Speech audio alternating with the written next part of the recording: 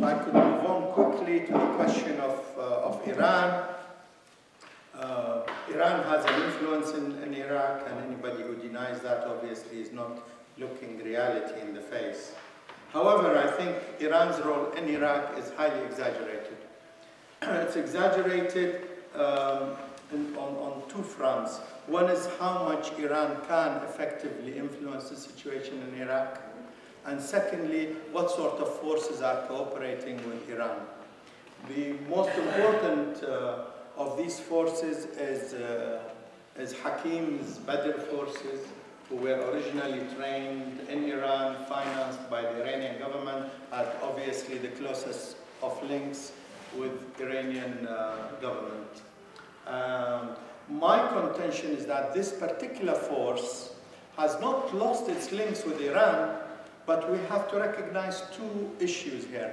One is that Iran is not a monolithic state or a monolithic type structure and government. We do not have a Saddam regime type regime or any, let's forget about Saddam, any completely absolutist type rule. There are factions within the Iranian state and government. And Hakim historically, his father as well, Sayyid Muhsin al-Hakim was the highest Shia religious authority in the world, had close links with certain sections of the clergy in Iran, who later on penetrated the Iranian state and have quite a powerful presence within the Iranian state. And these same forces have historically been quite friendly to the United States, and that is important. Whether it was Hakim's father, Hakim's brothers, Mahdi, the others who cooperated closely with the United States and the regime of the Shah, and this Hakim himself is following along similar footsteps. Their association, if you like, with imperialist presence in Iraq historically is quite deep within this particular family and group and political line and the merchant classes that they are closely allied to. The word of warning I'm saying here is that this force currently is more, is it something I said here? This force is more controlled by the United States than by Iran.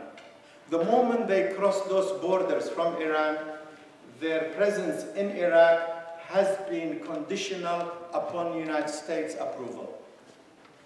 Physically, all their leaders now are under the protection of the occupation. They are major green zone politicians. They have direct links to the White House. Hakim gets received by President Bush and the like. And their links with the United States are extremely close. They rely, in fact, for their existence today on US blessing. So they are much more answerable to the occupation than to Iran today, despite the links I have alluded to earlier. And this is important because this force is often quoted to be the Trojan horse of Iran inside Iraq. I think this is highly exaggerated and should be seen to be part of quite a complex matrix inside Iraq. The US-led occupation is the most important, dominant, politically, militarily, and every sphere of activity in Iraq in terms of the effect of this powerful presence is the US-led occupation. But they have spread the word that Iran is also occupying Iraq. That's nonsense. That is dangerous nonsense that the United States has been effectively using, especially in the Arab world. Not only within Iraq, and the link with al-Sahwa is important because these al-Sahwa forces also make various statements about the Iranian danger and the Safawi danger.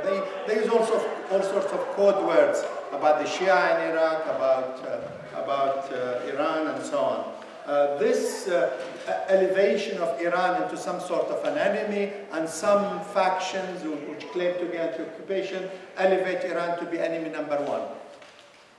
Complete nonsense. There is also a move across the Arab world, an alliance between Mubarak's regime King Abdullah of Jordan and the Saudi royal family against Hezbollah in Iran, against applying more pressure on Hamas in Palestine, on the Syrian government.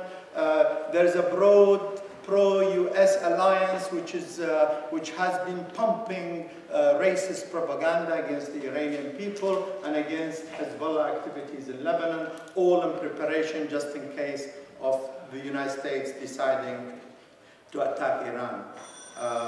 The conditions that the United States want to impose on Iran are fourfold, to do with Iraq, primarily, that Iran must help the United States effectively and directly to help U.S. presence in Iraq, primarily pressure on Syria to reduce its connections with Hamas, not arming Hamas itself, cutting links with Hamas, and obviously, and probably as importantly as Iraq, is the crushing of Hezbollah in Lebanon.